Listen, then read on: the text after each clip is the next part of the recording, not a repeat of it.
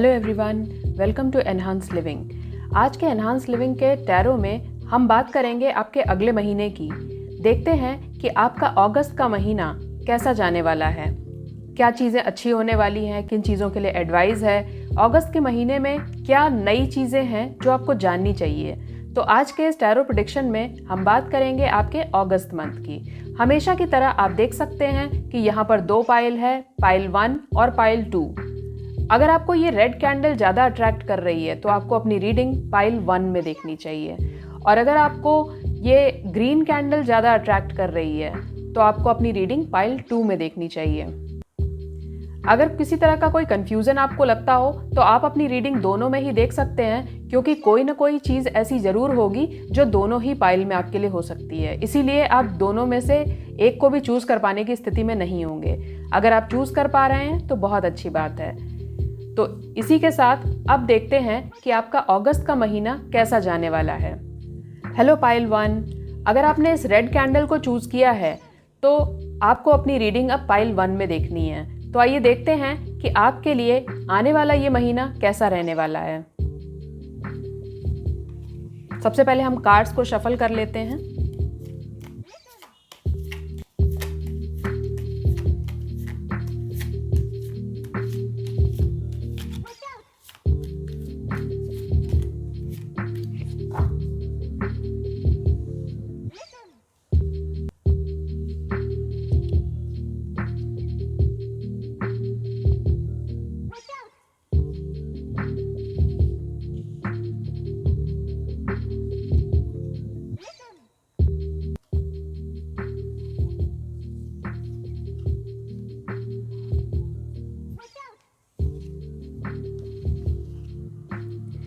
Pile 1 ये वो card हैं जिनसे हम जानेंगे आपके अगस्त मंथ की प्रेडिक्शन के बारे में। पाइल 1, मुझे एक फीलिंग आ रही है कि आगे आने वाले महीने में यानी कि अगस्त मंथ में आपके कुछ काम ऐसे होने वाले हैं जिनसे कि आपको आगे जा कर के कुछ फ़ायदा या कुछ नुकसान उठाने पड़ सकते हैं। यानी कुछ ऐसी चीज़ों की फाउंडेशन बिल्डअप होगी अगले महीने जो कि आगे जाने वाले वक्त तक आपके साथ रहेंगे।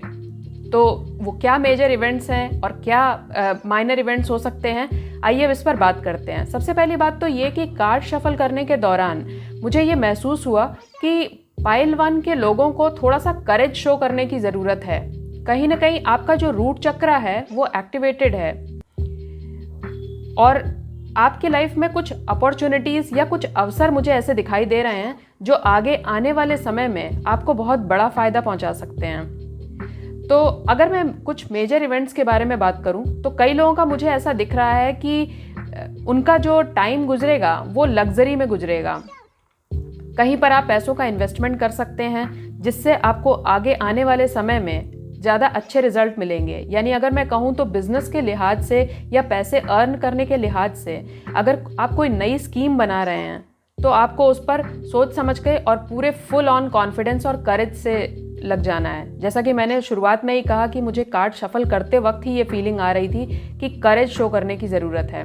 तो वो चीज़ कार्ड्स में भी रिफ्लेक्ट हो रही है और उससे यही पता चल रहा है कि आप जिस भी बिजनेस वेंचर में अपना काम करने का सोच रहे हैं उसमें आप काम के लिए जो इन्वेस्टमेंट है वो आप सोच समझ कर लगाएं। थोड़ा सा आपको रिस्क लेना पड़ सकता है, लेकिन वो चीज़ आगे जाकर बहुत फ्रूटफुल होगी और आपकी लग्जरी में बढ़ोतरी करेगी। आपको इस वक्त एक्शन लेने के लिए बिल्कुल तैयार रहना है। यानी कि अगर आप एक स्लो तरीके से काम करते हैं या अपने डिसीजंस को बहुत पेंडिंग रखते हैं तो इससे आपको नुकसान हो सकता है। तो जो भी डिसीजन आपको लेने हैं उसे पूरा फर्म माइंडेड होकर के आपको लेना है और इससे आपको फ़ायदा होगा। आपके बिजनेस या वर्क में कुछ मुझे ऐसा दिख रहा है कि कोई ऐसा सीनियर पर्सन आपको एक ऐसी एडवाइस दे सकता है जो आपके लिए काफ़ी फ़ायदेमंद हो सकती है। वो हो सकता है कि आपके बॉस हों या फिर आपके आसपास के या आपकी फैमिली के कोई बुजुर्ग पर्सन होंगे। मैं किसी मेल के बारे में बात कर रही हूँ। ये कोई ऐसे मेल होंगे जो कि आपको ऐसा सजेशन दे सकते हैं जिससे आगे जा कर के आपकी फाइनेंशियल ग्रोथ अच्छी हो सकती है, आपकी लग्जरी में बढ़ोतरी हो सकती है। इसके साथ ही कुछ लोगों के केस में मुझे ऐसा भी दिख रहा है कि किसी चीज़ के लिए आप बहुत लंबे समय से हार्ड वर्क कर रहे थे और आपको समझ नहीं आ रहा था कि आप क्या करें, काम नहीं बन पा रहा है, तो मैं आपको बता दूं, ज़्यादा डिसअपॉइंट होने की ज़रूरत नहीं है। थोड़ा सा आपके लिए अभी धैर्य और आ रहा है। अगर आप किसी काम पर बहुत समय से प्लानिंग कर रहे हैं, आप सोच रहे हैं कि वो चीज़ कब फ्रूटफुल होगी, तो मैं आपको बता दूं कि उसमें थोड़ा सा वक्त लग सकता है, लेकिन आपको धैर्य बनाए रखना है और फिर जो रिजल्ट आएगा उस धैर्य और उस कोशिश के बाद, वो रिजल्ट बहुत आउटस्टैंडिंग होगा। यानी अगर आप पेशेंस के साथ किसी चीज़ में लगे हुए हैं तो आपको लगे रहना है, आपको उसे छोड़ना नहीं है। और कुछ लोगों के केस में मुझे ऐसा भी दिख रहा है कि एक खुशहाली आती हुई सी दिखाई दे रही है। आप कुछ हद तक ऐसा महसूस करेंगे आगे आने वाले महीने में, जो कि लंबे समय तक चलेगा, जैसा कि मैंने कहा कि आप ये पाएंगे कि कुछ अच्छे काम करते हुए और एक सही तरीके को अपनाते हुए भी आप ग्रो कर रहे हैं। आपको अपने कामों में ग्रोथ दिख सकती है। अगर किसी को प्रेगनेंसी का कोई इशू है, कोई प्रॉब्लम आ रही है, लंबे समय से टल रही है, तो प्रेगनेंसी का इशू आगे जा कर के सॉल्व हो सकता है। अगले महीने ऐसे लोगों के लिए भी संभावना है जो बहुत समय से प्रेगनेंसी का या मैरिज फिक्स होने का, यानी एक बात आगे चल सकती है, इसकी भी संभावनाएं मुझे दिखाई दे रही हैं। स्पेशली महिलाओं के केस में मुझे चीज़ें कुछ बेहतर होती नज़र आ रही हैं। आदमियों के केस में, मेल्स के केस में मुझे ये दिख रहा है कि वर्क या बिजनेस पर थोड़ा ध्यान देने की ज़रूरत है।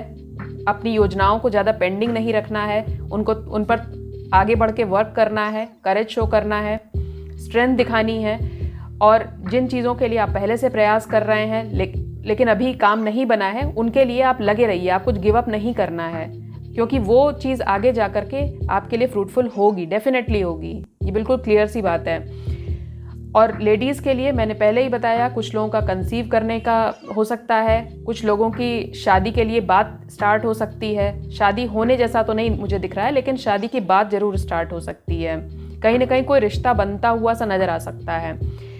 अब आपके लिए कुछ गाइडेंस की अगर मैं बात करूं, तो गाइडेंस के मामले में जैसे कि आप तमाम सारे वर्क स्टार्ट करने वाले हैं। जैसे कि मेल्स के लिए मैं बात करूं कि अगर आपका कोई बिजनेस आइडिया है या आप अपने जॉब में कुछ नया करने का सोच रहे हैं, कोई नई क्रिएटिविटी आप स्टार्ट करने वाले हैं अपने वर्क में, तो उस चीज़ को अपने तक ही रखिए। उस चीज़ को ज़्यादा लोगों में रिवील मत करिए, क्योंकि इससे फिर आपको नुकसान हो सकता है। हो सकता है कि कोई पर्सन आपके आइडिया को चुरा ले, ये पॉसिबल है।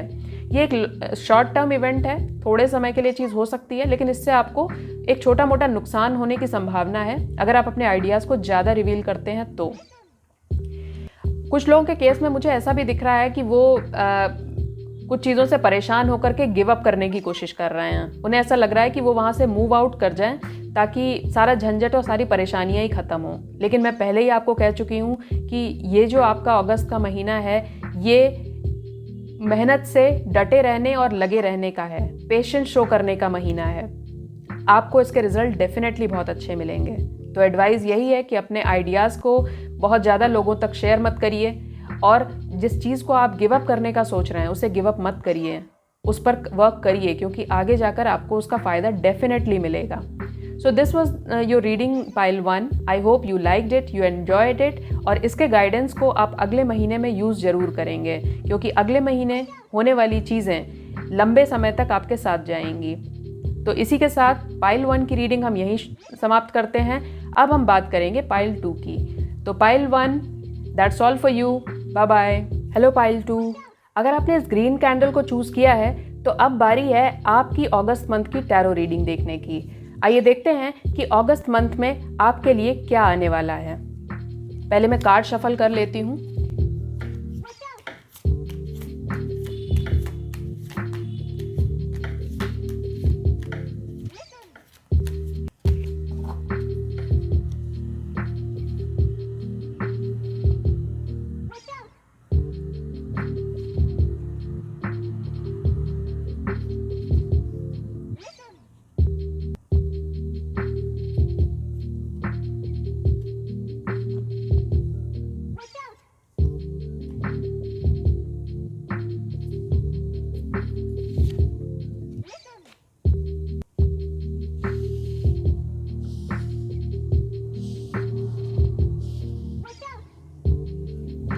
सो पाइल 2, ये वो कार्ड्स हैं जिनसे हम जानेंगे आपके अगस्त मंथ की रीडिंग के बारे में। पाइल 2, सबसे पहले तो मैं ये कहूँगी कि मुझे एक बड़ी खुशखबरी सी दिखाई दे रही है आपके लिए। पैसा बहुत नज़र आ रहा है, करियर और काम बहुत नज़र आ रहा है, कुछ लोगों की हेल्थ इम्प्रूव होते नज़र आ रही है, कुछ लोगों का फैमिली रियूनियन होता हुआ मुझे नज़र आ रहा है। तो आइए अब डिटेल में बात करते हैं कि आपकी अगस्त मंथ की रीडिंग में है क्या। जो सबसे शुरुआत की चीज़ें मुझे नज़र आ रही हैं वो इस तरह से हैं कि कुछ लोगों के मामले में मुझे ऐसा दिख रहा है कि करियर के लिहाज से बहुत सारी अपॉर्चुनिटीज़ आ रही हैं। कुछ ऐसा है जो आप अगस्त मंथ से स्टार्ट करने वाले हैं और ये चीज़ बहुत ही कम दिनों में, अगस्त मंथ के शुरुआती वक्त में ही मुझे कुछ नया स्टार्ट होते हुए दिख रहा है। कुछ ऐसा जिस पर ईश्वरीय कृपा होगी, जिससे आपको आगे भी फ़ायदा मिलेगा।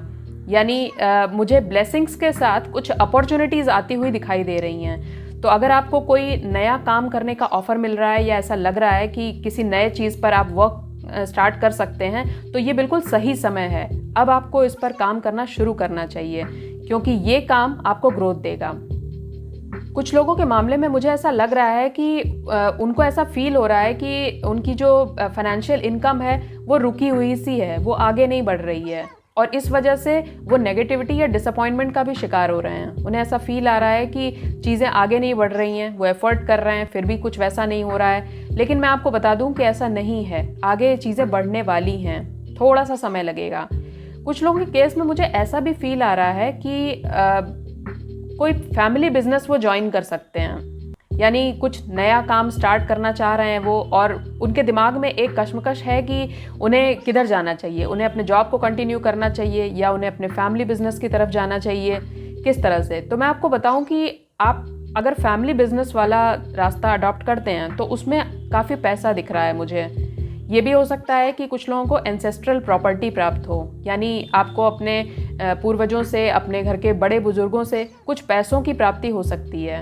एक फैमिली कंसेंट का होना बहुत ज़रूरी है जहाँ पर भी आप पैसों से संबंधित कोई मामला डील कर रहे हों, यानी अपने परिवार में अनुभवी लोगों की सलाह लीजिए। आपके लिए ये सुझाव है। हालांकि कुछ लोगों के आसपास मुझे कुछ नेगेटिविटी से भी दिखाई दे रही है। ऐसा दिख रहा है कि शायद आपके आसपास कुछ ऐसे लोग हैं जो चीटिंग करने का मूड रखते हैं, यानी आपको चीट करने की फिराक में हैं और आप समझ नहीं पा रहे हैं कि आपने तो ऐसा कुछ किया ही नहीं है, फिर भी चीटिंग वाली चीज़ आपके साथ क्यों हो रही है। तो आपको थोड़ा चीटिंग से सावधान रहना है। इसमें आपकी गलती नहीं है, आप अपनी तरफ से ठीक काम कर रहे हैं, लेकिन जहाँ पर भी जिस भी व्यक्ति पर आपको भरोसा कम हो उस पर वास्तव में आपको भरोसा नहीं करना है। ये ध्यान दीजिए, क्योंकि आपके कार्ड्स में से एक कार्ड ऐसा भी बताता है जिसमें कोई हल्की फुल्की चीटिंग या आपके काम का क्रेडिट कोई और लेने की कोशिश कर सकता है। तो आप इससे थोड़ा सा सावधान रहें। करियर के लिहाज से मुझे कुछ और अपॉर्चुनिटीज़ आती हुई दिख रही हैं, यानी कुछ ही हफ्तों के अंदर कोई बहुत अच्छा ऑफ़र, किसी जॉब से संबंधित कोई ऑफ़र आ सकता है, या अगर कुछ लोगों को हेल्थ से रिलेटेड इशू है तो उसमें थोड़ा सा मुझे सही होता हुआ नज़र आ रहा है, थोड़ी सी इम्प्रूवमेंट नज़र आ रही है। तो और मैं एक बात मुझे बहुत प्रोमिनेंटली नज़र आई जैसे ही मैंने कार्ड्स को स्प्रेड किया, मुझे ये दिख रहा है कि डिवाइन ब्लेसिंग्स हैं आपके लिए। यानी आपको अपने जब आप कोई नया काम शुरू करने जा रहे हैं अगस्त मंथ में, या आपको कोई नई करियर अपॉर्चुनिटी मिल रही है, तो आपको उस पर ध्यान देना है, क्योंकि वो चीज़ आपको यूं ही नहीं मिल रही है। कहीं ना कहीं एक डिवाइन गाइडेंस है, एक डिवाइन इच्छा है, तभी वो चीज़ आपके हिस्से में आ रही है। और जो चीज़ें हमें इस तरह से प्राप्त होती हैं डिवाइन्स ब्लेसिंग के थ्रू, उनसे हमेशा बरकत मिलती है। तो आप इस चीज़ का पूरा ध्यान रखिए, चीटिंग से थोड़ा सा सावधान रहिए और फैमिली कंसेंट पर खास ध्यान दीजिए। यानी अपने परिवार के लोगों को नाराज़ करके काम मत करिए, अपने घर के लोगों को अपने डिसीजंस में शामिल कीजिए, उनसे सलाह और सुझाव लीजिए और फिर आगे बढ़िए। इससे आप ग्रोथ पाएंगे। रीडिंग्स देखते वक्त आपको ये बात याद रखनी चाहिए कि ये एक जनरल रीडिंग है, तो हर चीज़ हर पर्सन से रेजोनेट हो ये ज़रूरी नहीं है, लेकिन डेफिनेटली आप यहाँ तक आए हैं तो आपके लिए कोई ना कोई रीडिंग, कोई ना कोई गाइडेंस इसके अंदर ज़रूर है। अपने लिए सही गाइडेंस को आप पहचानिए, परिस्थितियाँ आने पर वो आपको खुद समझ में आ जाएगा। रीडिंग्स को याद रखिए और उसके अकॉर्डिंग गाइडेंस लेते हुए अपना काम करिए, डेफिनेटली आप ग्रो करेंगे।